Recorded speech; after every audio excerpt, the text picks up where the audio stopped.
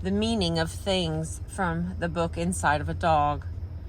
Even the objects in a room are not, in some sense, the same objects to another animal.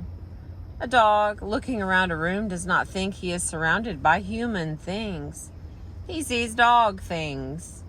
What we think an object is for, or what it makes us think of, may or may not match the dog's idea of the object's function or meaning. Objects are defined by how you can act upon them, what von Exkall calls their functional tones, as though an object's use rings bell-like when you set eyes on it. A dog may be indifferent to chairs, but if trained to jump on one, he learns that the chair has a sitting tone. It can be sat upon. Later, the dog might himself decide that other objects have a sitting tone. A sofa, a pile of pillows, the lap of a person on the floor. But other things that we identify as chair-like are not so seen by the dogs. Stools, tables, arms of couches. Stools and tables are in some other category of objects. Obstacles, perhaps, in their path toward the eating tone of the kitchen.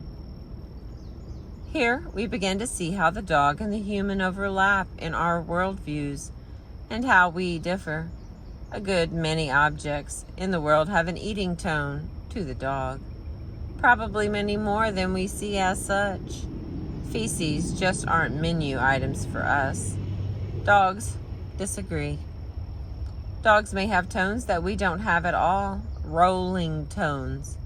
Say, things that one might merely roll in. Unless we are particularly playful or young, our list of rolling tone objects is small to nil, and plenty of ordinary objects that have very specific meanings to us. Forks, knives, hammers, push pins, fans, clocks, on and on, have little or no meaning to dogs. To a dog, a hammer doesn't exist. A dog doesn't act with or on a hammer, so it has no significance to a dog, at least not unless it overlaps with some other meaningful object. It is wielded by a loved person. It is urinated on by the cute dog down the street. Its dense wooden handle can be chewed like a stick. A clash of umvelts occurs when dog meets human, and it tends to result in people misunderstanding what their dog is doing. They aren't seeing the world from the dog's perspective, the way he sees it. For instance, dog owners commonly insist in grave tones that a dog is never to lie on the bed. To drum in the seriousness of this dictum, this owner may go out and purchase what a pillow manufacturer has decided to label a dog bed and place it on the floor. The dog will be encouraged to come and lie on this special bed, the non-forbidden bed. The dog typically will do so reluctantly, and thus one might feel satisfied. Another dog-human interaction successful. But is it so? Many days I returned home to find a warm, rumpled pile of sheets on my bed, where either the wagging dog who greeted me at the door or some unseen sleepy intruder recently lay. We have no trouble seeing the meaning of the beds to the human. The very names of the object make the situation clear. The big bed is for people, the dog bed is for dogs. Human beds represent relaxation, may be expensively outfitted with especially chosen sheets, and display all manner of fluffed pillows. The dog bed is a place we would never think to sit. It is relatively inexpensive and is more likely to be adorned with chew toys than with pillows. What about to the dog? Initially, there's not much difference between the beds, except perhaps that our bed is infinitely more desirable. Our bed smells like us. while the dog bed smells like whatever material the dog bed manufacturer had lying around, or worse, cedar chips. Overwhelming perfume to a dog, but pleasant to us.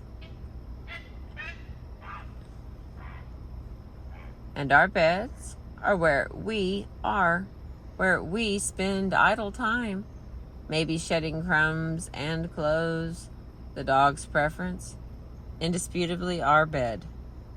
The dog does not know all the things about the bed that make it such a glaringly different object to us. He may indeed come to learn that there is something different about the bed by getting repeatedly scolded for lying on it. Even then, when the dog knows, what the dog knows is less human bed versus dog bed, but thing one gets yelled at for being on versus thing one does not get yelled at for being on. In the dog, Umwelt beds have no special functional tone. Dogs sleep and rest where they can, not on objects designated by people for those purposes. There may be a functional tone for places to sleep. Dogs prefer places that allow them to lie down fully, where the temperature is desirable, where there are other members of their troop or family around, and where they are safe. Any flattish surface in your home satisfies these conditions. Make one fit these criteria, and your dog will probably find it just as desirable as your big, comfy human bed. Asking dogs. To bolster our claims about the experience or mind of a dog, we will learn how to ask the dog if we're right. The trouble, of course, with asking a dog if he is happy or depressed is not that the question makes no sense. It's that we are very poor at understanding his response. We're made terribly lazy by language. I might guess at the reasons behind my friend's recalcitrant, standoffish behavior for weeks, forming elaborate, psychologically complex descriptions of what her actions indicate, but what she thinks I meant on some fraught occasion. But my best strategy by leaps is to simply ask her. She'll tell me. Dogs, on the other hand, never answer in the way we had hoped, by replying in sentences well punctuated and with italicized emphasis. Still, if we look, they have plainly answered. For instance, is a dog who watches you with a sigh as you prepare to leave for work depressed?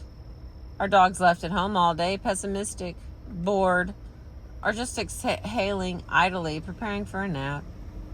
Looking at behavior to learn about an animal's mental experience is precisely the idea behind some cleverly designed recent experiments. The researchers used not dogs, but that shop-worn research subject, the laboratory rat.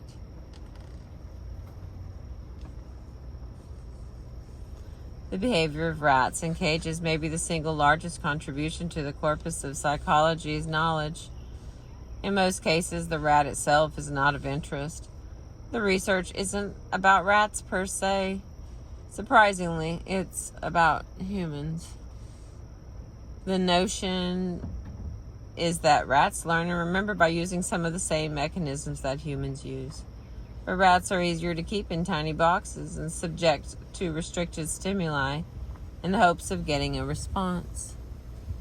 And the millions of responses by millions of laboratory rats, Rattus norvigatus, have greatly informed our understanding of human psychology. But the rats themselves are intrinsically interesting as well.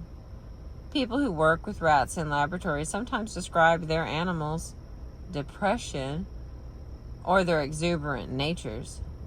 Some rats seem lazy, some are cheery, some pessimistic, some optimistic. The researchers took two of these characterizations, pessimism and optimism, and gave them operational definitions. Definitions in terms of behavior that allow us to determine whether real differences in the rats can be seen. Instead of simply extrapolating from how humans look when pessimistic, We can ask how a pessimistic rat might be distinguished by its behavior from an optimistic one. Thus, the rat's behavior was examined not as a mirror to our own, but as indicating something about rats, about rat preference and rat emotions. Their subjects were placed in tightly restricted environments. Some were unpredictable environments where the bedding and the cage mates and the light and the dark schedule were always changing. Others were stable, predictable environments. Their experimental design took advantage of the fact that, hanging out in their cages with little to do, rats quickly learned to associate new events occurring. Okay, let's try that sentence again. The experimental design took advantage of the fact that, hanging out in their cages with little to do, rats quickly learned to associate new events with simultaneously occurring phenomena. In this case, a particular pitch was played over speakers into the cages of the rats. It was a prompt to press a lever. The lever triggered the arrival of a pellet of food. When a different pitch was played and the rats pressed the lever, they were greeted with an unpleasant sound and no food. These rats, reliably like lab rats before them, quickly learned to associate. They raced over to the food dispensing lever only when the good harbinger sound appeared. Like young children rallied by the jingle of an ice cream truck. All of the rats learned this easily. But when the rats were played a new sound, one between the two learned pitches, what the researchers found was that the rats' environment mattered. Those who had been housed in a predictable environment interpreted the new sound to mean food. Those in unstable environments did not. These rats had learned optimism or pessimism about the world. To watch the rats in this predictable environment jump with alacrity in every new sound is to see optimism in action. Small changes in the environment were enough to prompt a large change in outlook.